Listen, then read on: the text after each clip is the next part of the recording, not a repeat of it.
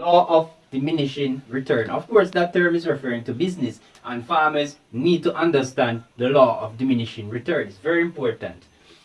The law of diminishing return states that if inputs are fixed and increasing amount of just one variable input is added, then the marginal output per unit of the variable input will increase up to a certain point and then decrease. So in short, this law is telling you is that if you keep adding one variable input into a business, then it will give you an increase in the marginal output. Now output will mean the return or the product.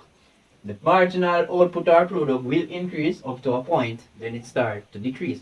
Now when it starts to decrease, when your marginal output starts to decrease, it means then that you're experiencing diminishing return, and that is bad for the business. Now the diminishing return basically telling you that point where you are wasting inputs in your business, because what it is telling you is that you keep adding inputs but the outputs are decreasing. So as a farmer or business person, it is very important that you know the diminishing return for each of your inputs.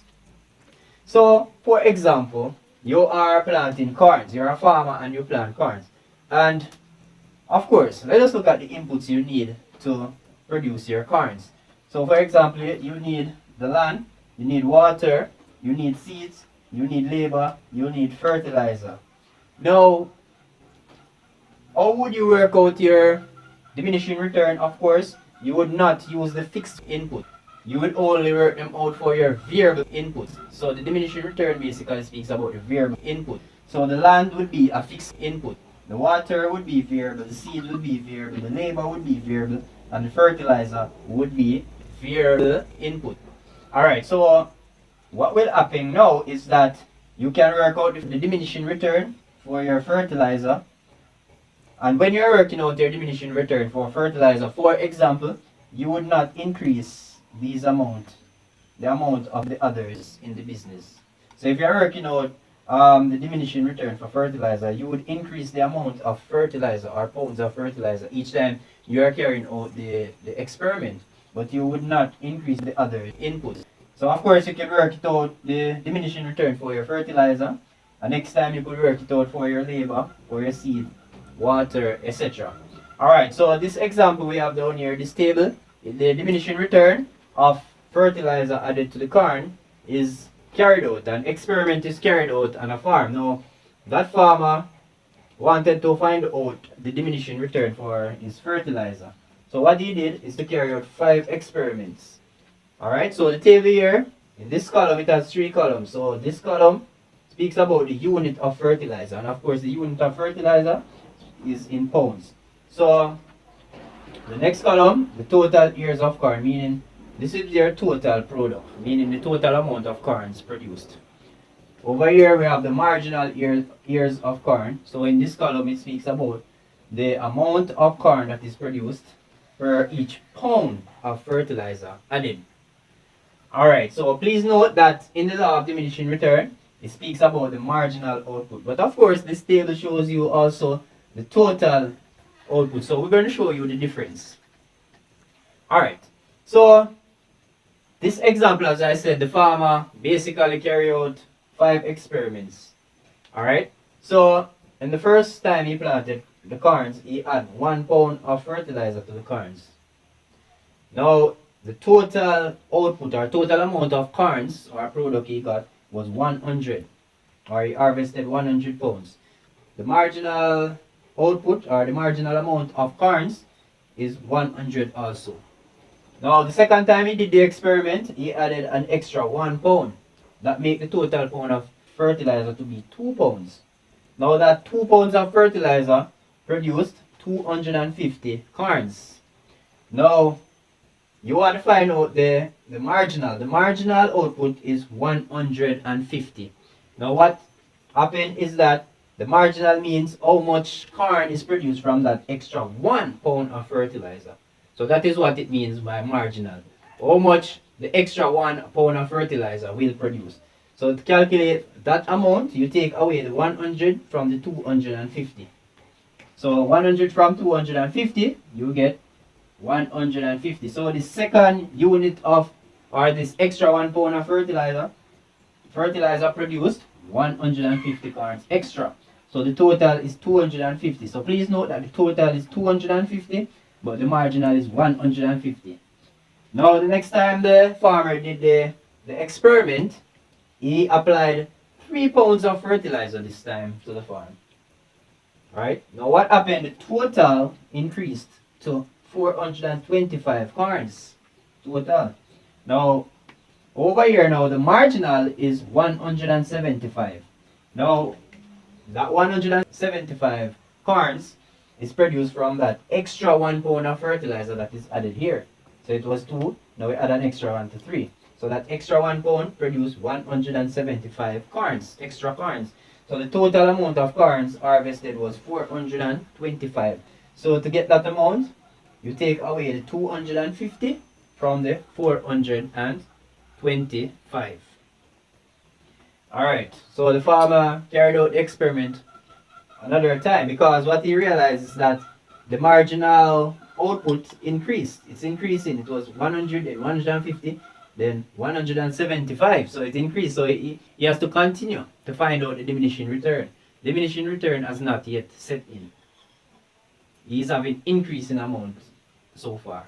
Now let's just look at what the 4 pounds of fertilizer now will do. So we added an extra one on the 3 to make it 4. So the 4 pounds of fertilizer produced 550 cards total. But let us look at the amount that the extra 1 pound will produce. That extra 1 pound of fertilizer produced 125 cards. So how you get that amount? You take away the 425 from the 550. You can see now where that extra 1 pound of fertilizer produced 125 cards. So what you can see over here from the total is that there's an increase in total, but if you look, there's a decrease now in the marginal output, because the highest amount was 175 cards, but now you have 125. So it moves from 175, it starts to go down. So here is the point of diminishing return. So diminishing return sets in here. Now what this is telling you is that the amount of fertilizer to use on your farm is the 3 pounds of fertilizer. If you go to 4, yes, you will get an increase in the total, but you will start getting less per input. Now what that means is that you're wasting inputs. If you start buying 4 pounds of fertilizer, you're wasting money now, because you're spending money on the fertilizer, and then you're not getting the total amount of output from that extra spending or amount of fertilizer. So you'll start lose profit.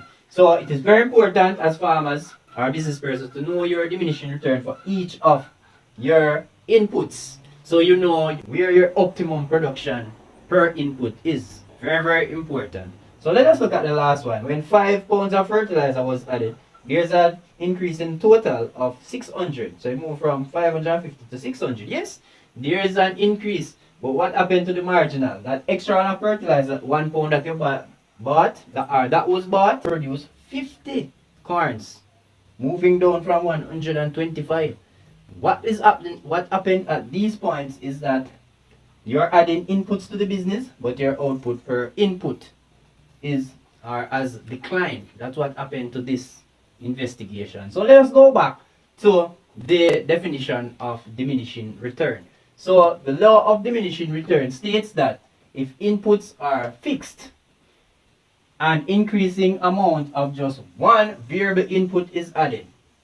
So we're speaking about just one. You can only do one at a time. That's all the law will apply. If you just increase just one of the inputs, as we can see from the table, we just look at fertilizer, while we would not increase the others or decrease the other inputs. We hold them fixed. Then the marginal output per unit of variable cost. So the marginal output per each pound of fertilizer will increase. So you move from 100 to 150 to 175 to a certain point. So you go up to 175 and then will decline, meaning get less. So it moved to 175 and start to get less. Alright, so the point of diminishing return is here. You don't want to be producing at diminishing return. You want to produce at optimum output per input. Alright, this example can also be illustrated on a graph. I'll explain this example on a graph, how to read it on a graph. This is the example of diminishing return plotted on a graph.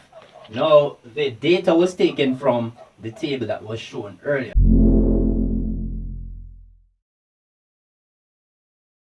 Now, when you're plotting diminishing return on a graph, of course, the vertical axis, you will have your output or your product amount or your return amount. Alright, so in this case, when we were looking at the fertilizer, the amount of corns that were produced would be on this axis, the vertical axis. On the horizontal axis, you will have your input. Of course, in this case, we're talking about the unit or units of fertilizer that was added in the project.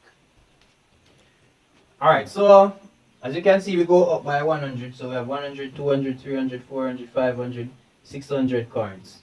Over here, you can see that we move from 1 to 2 to 3 to 4 to 5 to 6 on the input line or on the horizontal line. Of course, let's start with the total output and then we move to the marginal output.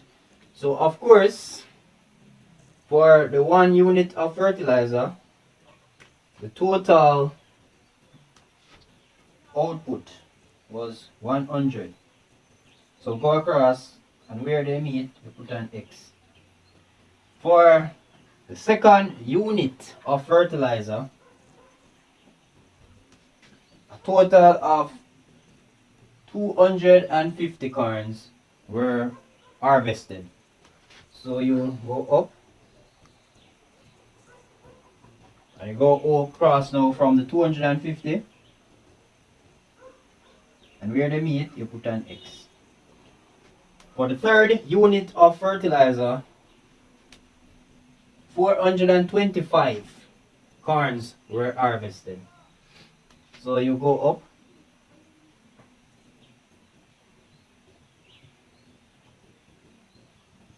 and go across and where the point they meet you put an X. So of course you continue. So when 4 units of fertilizer were added, we got 550 corns. So you go up. Try to keep a straight line as possible. Go across the point that they meet, we put an X.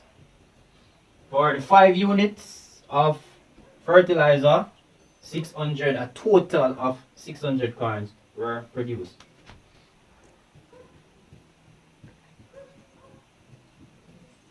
So you go across from the 300, so you go up with this 5, go across with the 600, and where they meet, put an X. So remember now that this line that is going to be formed will be your total product line. So let's connect all the points. So this is your total product line. So what happened, you notice it continued to go up. Alright, so let us plot now the marginal output on the graph. So when 1 unit of fertilizer was added, here 100 corns were harvested. You go across and where they meet to put an X. Now when a second unit, because it's unit, so when 1 was added, when a second unit of fertilizer was added, 150 corns were harvested from that second unit. So you go across, you go up, and where they meet, you put an X. So when a third unit of fertilizer was added,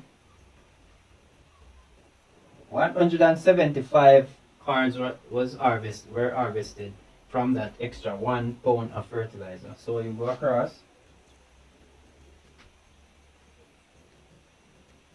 you go up, and where they meet, you put an X. Now when 4 units of fertilizer was added, it was shown that 125 corns were harvested. from that extra pound of fertilizer. So you go up, you go across 125, and where the lines meet, you put an X. From the fifth unit of fertilizer, 50 pounds of corns were harvested. 50 corns were harvested. So you go across from the 50. And you go up at the 5. And where you meet, you put an X. So let's now connect the lines, the X's.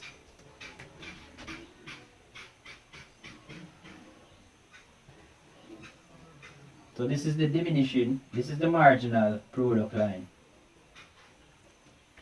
Alright, so as you can see, the marginal product line, when comparing it with the total product line, you see that the total product line is above the marginal line.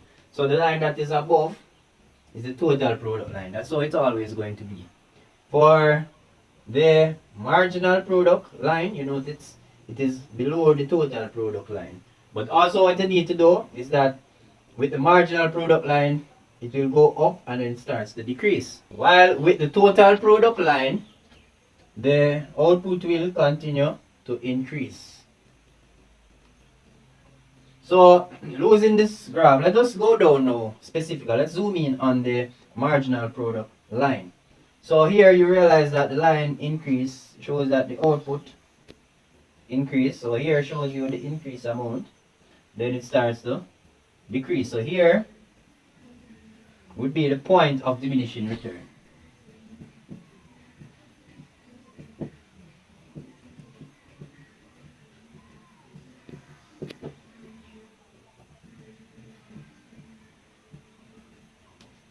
So of course, here is showing you increase in return. Here is showing you increase in return. But here we start showing you diminishing return.